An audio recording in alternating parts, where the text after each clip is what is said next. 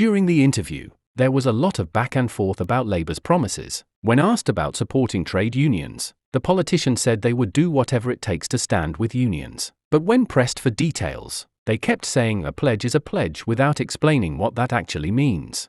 The conversation got heated when they talked about how Britain treats elderly people. The politician said we treat old people like dogs because we've cut funding for community care. They argued this is wrong and we need to spend more money on helping elderly people.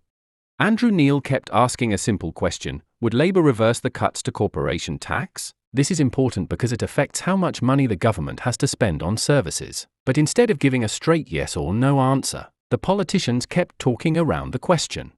They said the government had given tax breaks to rich people while cutting services for everyone else. They argued this was unfair. You can't tell people to tighten their belts while giving tax cuts to wealthy corporations and individuals.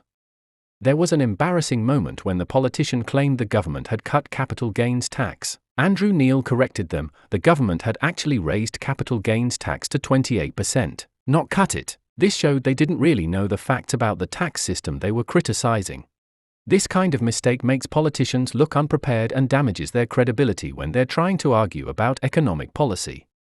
Most political interviews are pretty boring. Politicians give rehearsed answers and avoid difficult questions. But Andrew Neil is different. He comes prepared with facts and doesn't let politicians get away with vague answers. In this interview, Neil caught both Keir Starmer and Angela Rayner off guard. Starmer, who's usually calm and controlled, looked uncomfortable when he couldn't give straight answers. Rayner, who's known for being tough and direct, seemed to struggle when challenged on the details.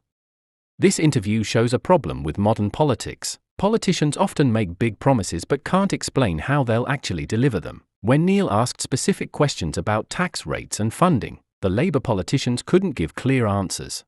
Some people think this reflects a bigger problem with centrist politics. In France, traditional centrist parties have been losing support to more extreme parties on both the left and right. If Labour can't offer clear alternatives to conservative policies, voters might look elsewhere. Critics say Keir Starmer lacks charisma and clear vision. He speaks in a boring, bureaucratic way that doesn't inspire people. Even though the Conservative Party has many problems, Labour under Starmer still struggles to build strong support with voters.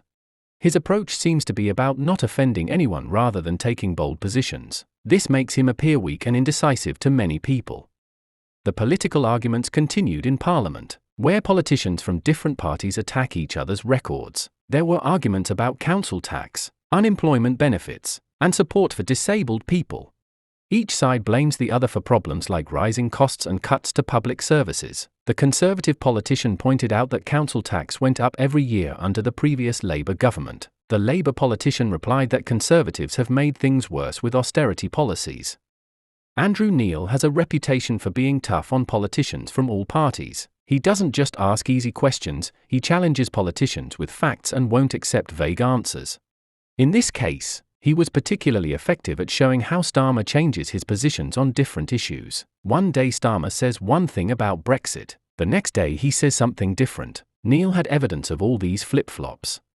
When asked about who was paying for his leadership campaign, Starmer refused to give specific names. He said he was following party rules about reporting donations, but Neil argued that voters have a right to know where politicians get their money.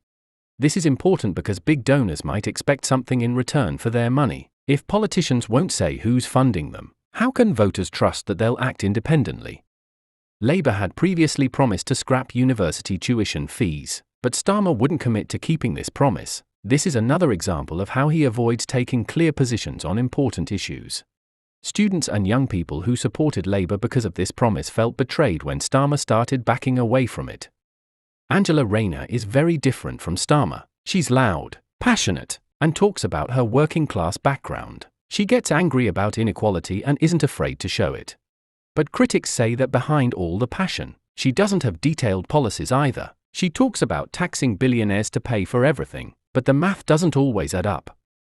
After being challenged by Neil, both politicians looked unprepared and out of their depth. They couldn't answer basic questions about their own policies and kept contradicting themselves. This kind of performance damages public trust in politicians. If they can't handle tough questions from a journalist, how can they handle the complex job of running the country? When Neil asked about immigration and relationships with Europe, the answers were very unclear. Labour wants to appear tough on immigration to win back voters who switch to the Conservatives, but they also want to maintain good relationships with European countries. This balancing act means they end up with policies that satisfy nobody: too soft for people worried about immigration, too hard for people who want closer ties with Europe.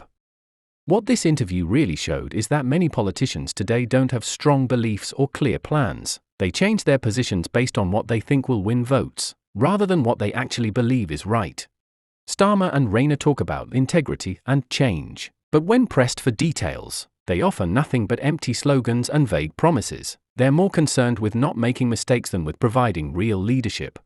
This leaves voters feeling frustrated and cynical about politics. If politicians can't give straight answers to simple questions, why should anyone trust them to solve complex problems? Andrew Neil's interview exposed the weakness at the heart of modern Labour politics. Despite all their criticism of the Conservative government, Starmer and Rayner couldn't explain what they would actually do differently. They had no clear answers on taxes, no detailed plans for public services, and no honest discussion about the difficult choices any government has to make. Instead of real policies, they offered only complaints about the current government and vague promises about doing better. This kind of politics might win elections, but it doesn't solve problems or help ordinary people.